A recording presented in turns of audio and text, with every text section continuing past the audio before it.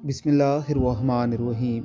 کہتے ہیں کہ ایک مرتبہ ایک بادشاہ نے اپنے وزیر کو آدھی سلطنت دینے کو کہا، لیکن ساتھ میں کچھ شرائط بھی عائد کی۔ وزیر نے لالچ میں آ کر شرائط جاننے کی درخواست کی۔ بادشاہ نے شرط 3 سوالوں کی صورت میں بتائی۔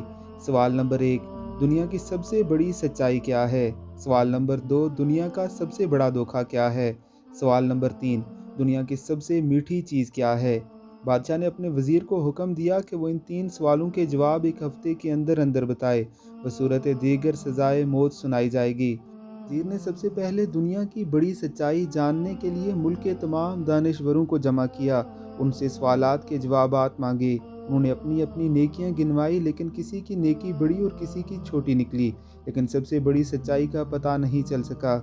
اس کے بعد وزیر نے دنیا کا سب سے بڑا دھوکہ جاننے کے لیے کہا، تو تمام دانشور اپنے دیے ہوئے فریب کا تذکرہ کرتے ہوئے سوچنے لگے کہ کس نے کس کو سب سے بڑا دھوکہ دیا، لیکن وزیر اس سے بھی مطمئن نہیں ہوا اور سزائے موت کے خوف سے بیس بدل کر وہاں سے فرار ہو گیا۔ چلتے چلتے رات ہو گئی۔ اسی دوران اس کو ایک کیسان نظر آیا۔ وہ کھرپی سے زمین کھود رہا تھا۔ کیسان نے وزیر کو پہچان لیا۔ وزیر نے اس کو بھی اپنی مشکل بتائی، جسے سن کر کیسان نے اس کے سوالوں کے جواب کچھ یوں دیے: دنیا کی سب سے بڑی سچائی موت ہے، دنیا کا سب سے بڑا دھوکہ زندگی ہے۔ اس سوال کا جواب بتانے سے پہلے کیسان نے کہا کہ میں اگر تمہارے سارے سوالوں کا جواب بتا دوں تو مجھے کیا ملے گا؟ سلطنت تو تمہارے ہاتھ آئے گی۔ یہ سن کر وزیر نے اسے 20 گھوڑوں کی پیشکش کی اور اسے ہی استبل کا نگران بنانے کی بھی پیشکش کی۔ کیسان نے یہ سن کر جواب دینے سے انکار کر دیا۔ وزیر نے سوچا کہ یہ تو آدھی سلطنت کا خواب دیکھ رہا ہے۔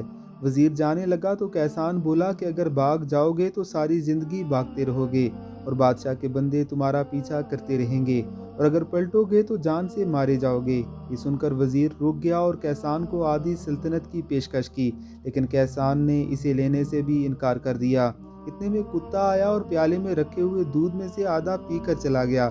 کیسان نے وزیر سے کہا کہ مجھے آدھی سلطنت نہیں چاہیے، بس تم اس بچے ہوئے دودھ کو ہی پی لو، میں تمہارے تیسرے سوال کا جواب بھی بتا دوں گا۔ یہ سن کر وزیر تلملا گیا، مگر اپنی موت اور جاسوس کے ڈر سے اس نے دودھ پی لیا۔